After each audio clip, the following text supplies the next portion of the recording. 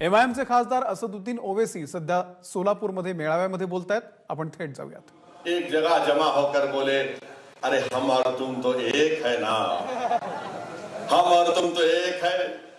एक का नाम राहुल है, एक का नाम पवार है, एक का नाम ठाकरे। अपन एक है, एक हो जाएंगे, एक हो गए। और मैं तुमसे पुकार पुकार कर कह रहा था कि देखो तुम्हारा और मेरा रिश्ता वो रिश्ता है जिसको रब्बे कायनात ने कलमे की बुनियाद पर जोड़ा, एक हो जाओ, एक हो जाओ, एक हो जाओ। मगर तुमने मेरे पैगाम को नहीं समझा। अगियारों ने एक होकर तुम्हारे मुंह पर एक तमाचा मारा, वो एक हो गए। क्यों एक हुए?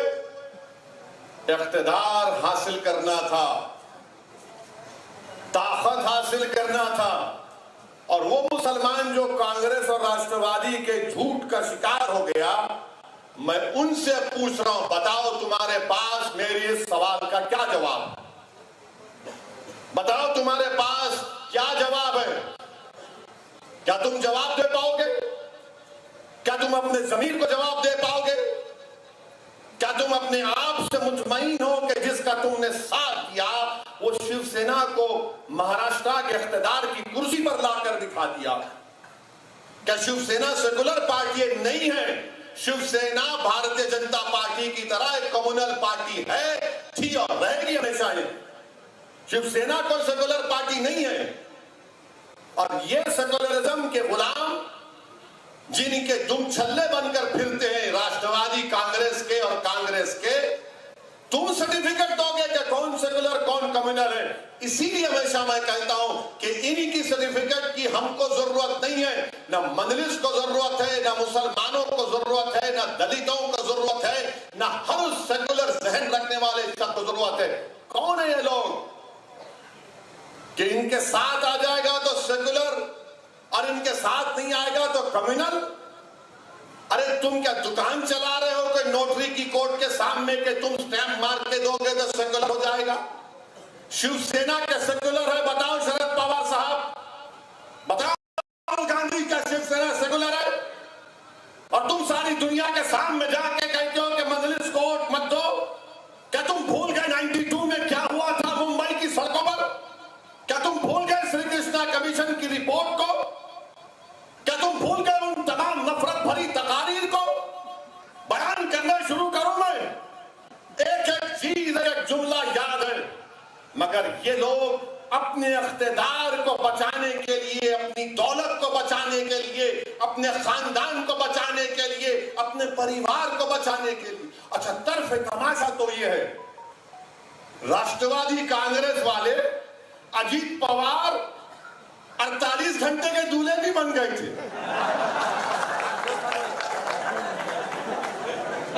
48 घंटे का कोई दूल्हा बनता है?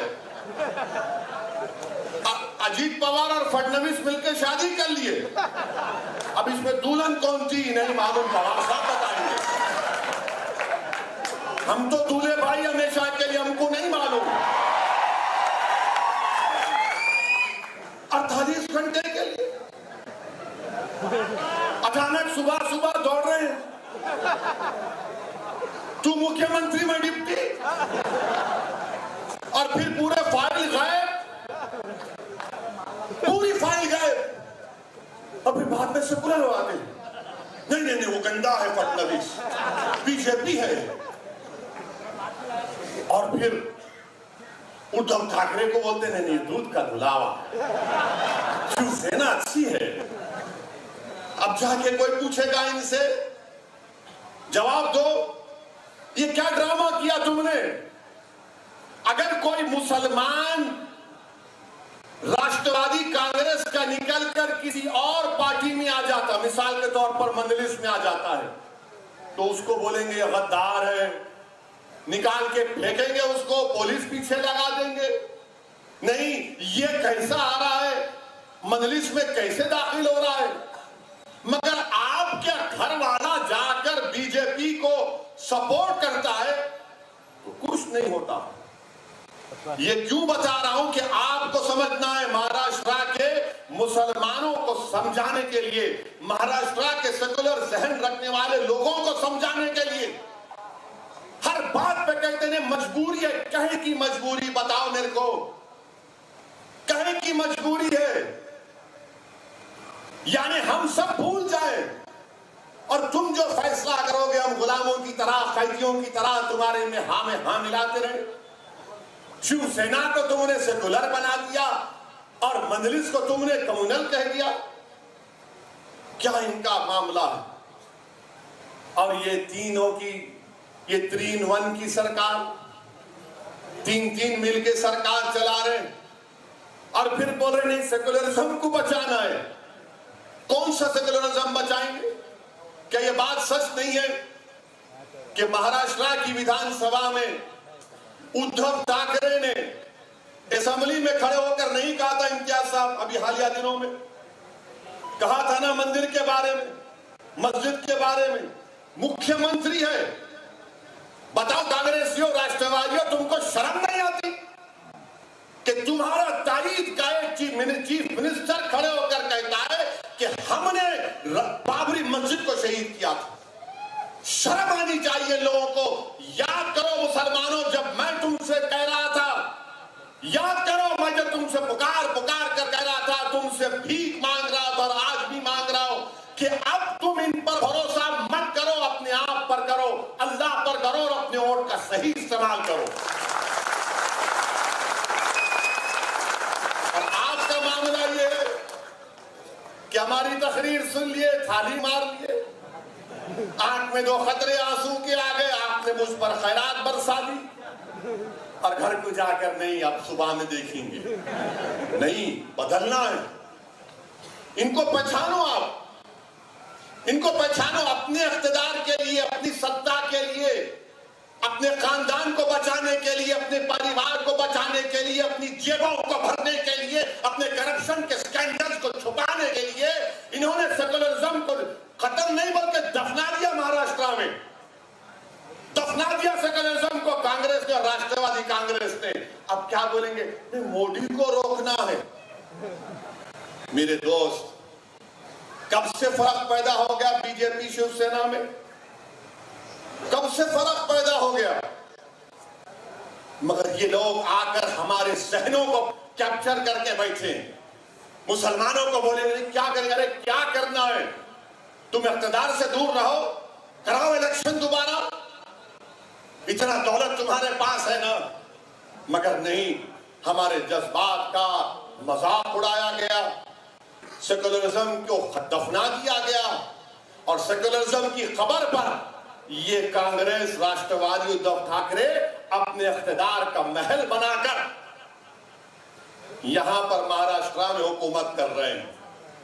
मेरे अजीज दोस्तों और बुजुर्गों, बताओ क्या राष्ट्रवादी कांग्रेस और कांग्रेस पार्टी भूल गई? भूल गए वो कि मुसलमानों को रिजर्वेशन? अब बात ही नहीं करते, कोई बात ही नहीं करता। बात करते हैं जवान काड़े की, उन्हें मुसलमान है नहीं है। अरे ये मुसलमान को रिजर्वेशन होना उसका क्या,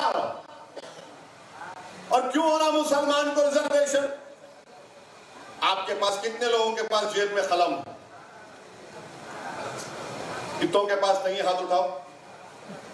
यही परेशानी है मुसलमानों से। कलम रखो जेब में, ये कलम रखो, लिखो, याद रखो इन चीजों को।